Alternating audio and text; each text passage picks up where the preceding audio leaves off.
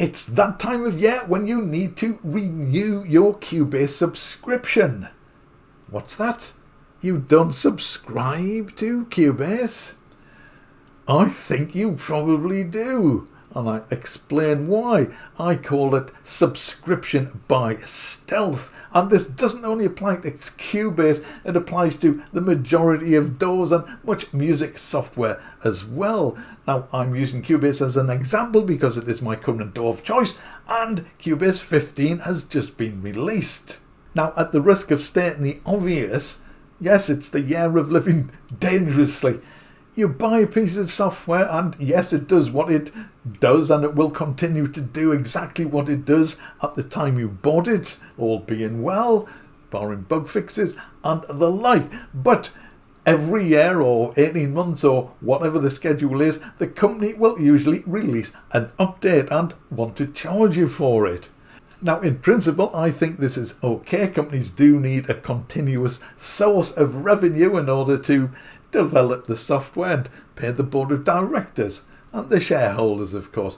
But the updates must be worth having. They must be worthwhile. They must be decent updates. So if you update every year or every cycle, you are effectively paying a subscription. Now, as I say, this is not just Cubase, it is most DAWs and a lot of music software as well. Subscription by stealth. I'm going to take a quick look at some recent Cubase updates to see if they were really worth subscribing to see if they were worth updating to. And of course, I'm going to say a few words about Cubase 15. Now, I have been using Cubase since it appeared on the Atari ST, and I know a few people watching this will look upon the Atari ST with great affection, as indeed do I. But we moved on to PCs and Macs, and I think the last version of Cubase I used was 5. And I had a bit of a break from music. I got back into it. I thought I'll see what Steinberg has been doing with Cubase, and I actually bought a boxed version. I don't know if retail versions still come in boxes or not, but this included the infamous dongle. You could buy a dongle separately. It was iLock or iLicense or something like that. It was the thing which often prevented your software from starting. You know what I mean. I don't know any other DAW which uses a dongle like that. It took Steinberg 5 years to get rid of it, and what a song and dance they made about it when they finally did. But I bought this from my local friendly music shop, which is alas no more. There's more about that in this video. But I think this was version 8, I'm not 100% sure, but I think it was about version 8. So I have upgraded every single time an upgrade has appeared. So I have upgraded from 8 to 9 to 10 to 11 to 12 to 13 to 14, 6 upgrades. I have paid Steinberg the equivalent amount of a new version of Cubase in that time. So I've effectively paid twice the price.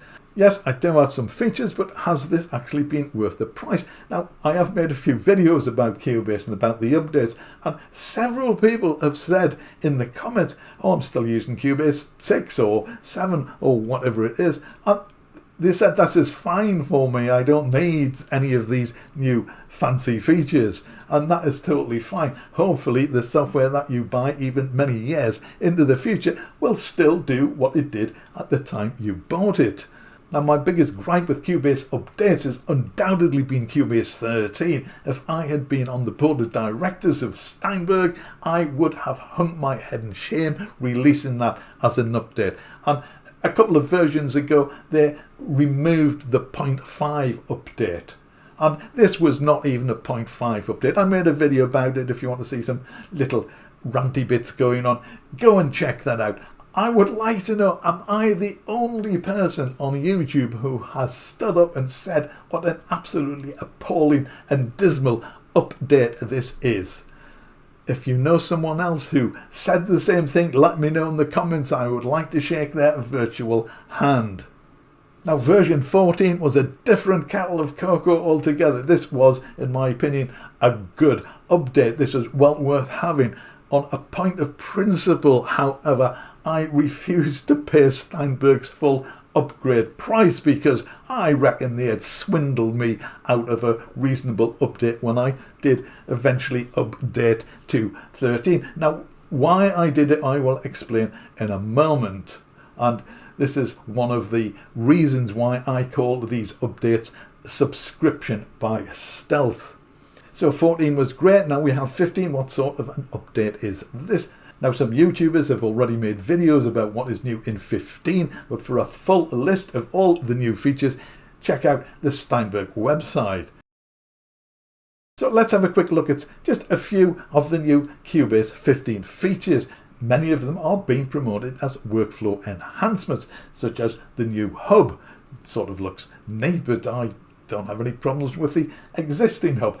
However, you can preview now your projects, which I think some people will find useful. There is also the option to show volume and pan controls on each track.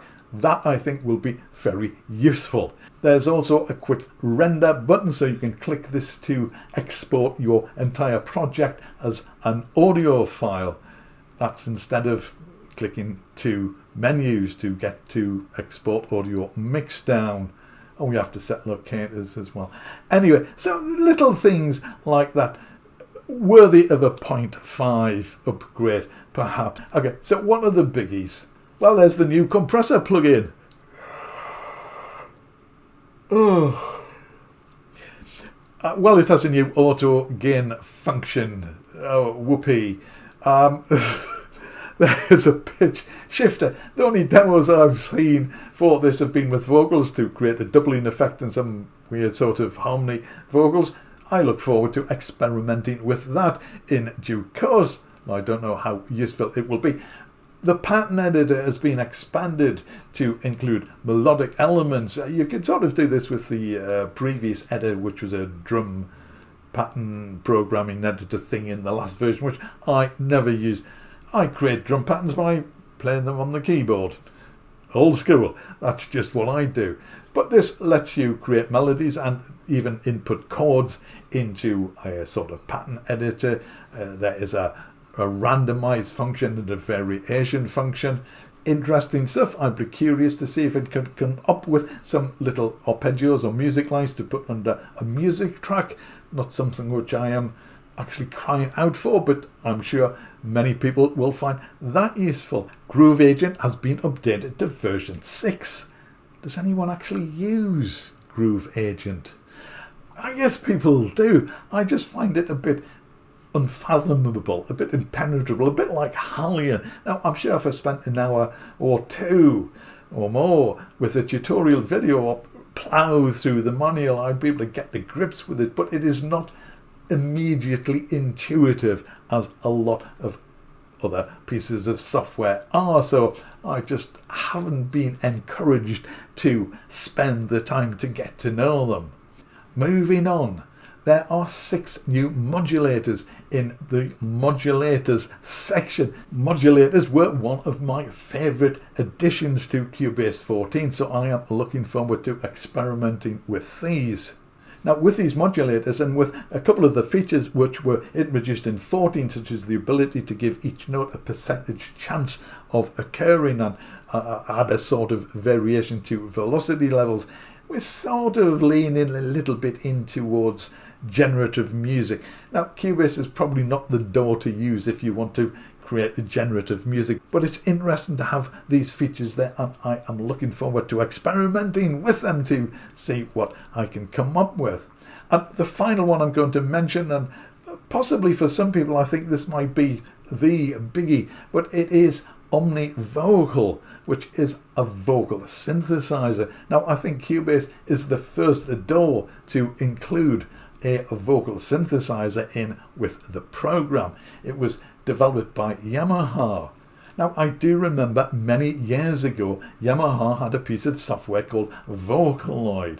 Now, it didn't fly very high above the radar. A lot of the voices were Japanese, and it was a little bit fiddly to use, and the results were not all that brilliant, certainly not compared to modern day vocal synthesizers. So it's interesting to see this sort of appear. I'm sure it's not out of nowhere, but it came as a surprise to me to hear that this had been made by Yamaha. Now, I've only heard a couple of demos, but it sounds quite reasonable. There's a male voice and a female voice and controls for expression and vibrato. But in comparison with other vocal synthesizers, it still has a long way to go. The first vocal synthesizer I seriously experimented with was M-Voice 1, and I made a few videos about that. If you want to check them out, I shall leave links to those in the description.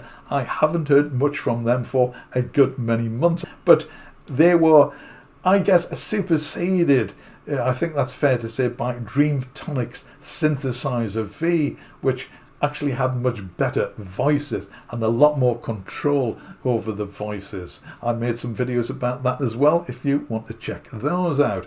Now, Synthesizer V has recently been updated to version 2, and you have immense control over every individual word and syllable. There's a lot of control over the voices and the expression, the vibrato, which you can tailor to just about every single note. So in comparison to Synthesizer V, I think Omnivocal is probably it's probably a 0.1.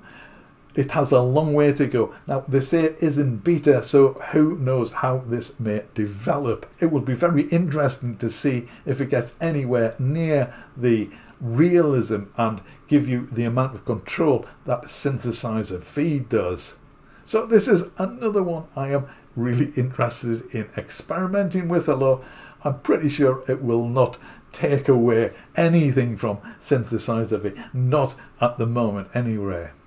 So a little earlier I said I would go into the upgrade options a little bit more. Now, if you have 14 in the UK at any rate, my upgrade price is £83. Now, if you have Cubase 12 or 13, then you can upgrade for virtually twice the price. So this is what I was saying about companies not respecting customer loyalty. I just want to ask this question and just answer this in the comments.